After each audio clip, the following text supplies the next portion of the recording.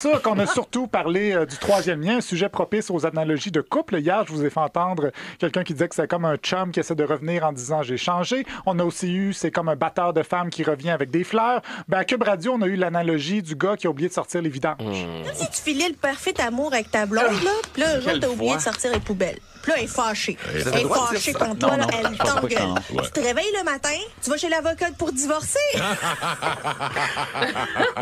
Hey, c'est Luc Lavoie. Ben oui, il est rendu à Cube Radio maintenant. Bernard Dréville aussi avait le goût de rire après l'annonce du retour du troisième lien. Vous allez bien? Oui, très bien. Ah oui, bien dormi? Je vais très bien, je vais très bien. Je vais très bien. Il va très bien. Il a retrouvé le goût de vivre, notre Bernard. Notre burn-out. Oui, burn-out n'est plus burn-out. Et on se rappelle que François Legault nous avait dit, en gros, qu'il voulait écouter la population. Ben Bernard, lui, nous expliquait ça consistait en quoi écouter la population. Alors, écoutez, il faut écouter les citoyens. Alors, on va écouter les citoyens.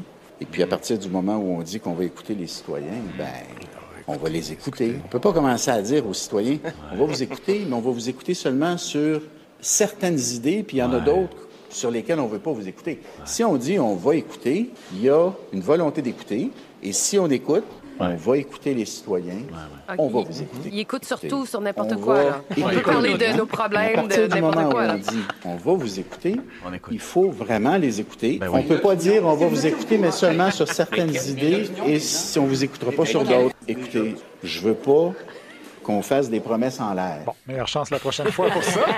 C'était un montage en passant, mais j'en ai pas enlevé beaucoup pour vrai. Ça n'avait pas d'allure. Ça a duré 2 minutes. J'ai réduit ça à 1. La seule affaire, c'est que il y a beaucoup de politiciens qui avaient écouté les gens sur le terrain pendant la campagne. Les gens sur le terrain ont dit à Étienne Grandmont de QS qui était contre le troisième lien. Il y a des gens qui m'ont parlé du troisième lien. C'était pour nous féliciter de nous être tenus devant ce projet-là qui n'a juste pas de bon sens. Les gens sur le terrain ont dit à Mario Laframboise de la CAQ qu'ils étaient pour le troisième lien. Une chose qui est sûre, le mécontentement, il était palpable sur le terrain. Puis le troisième lien était une promesse phare qu'on avait faite. Puis les gens nous reprochaient de ne pas tenir nos promesses. Et le plus drôle, c'est que les gens sur le terrain disaient à la candidate caquiste Marie-Yannick Chouari, 2 jours avant l'élection partielle, qui s'en sacrait du troisième lien.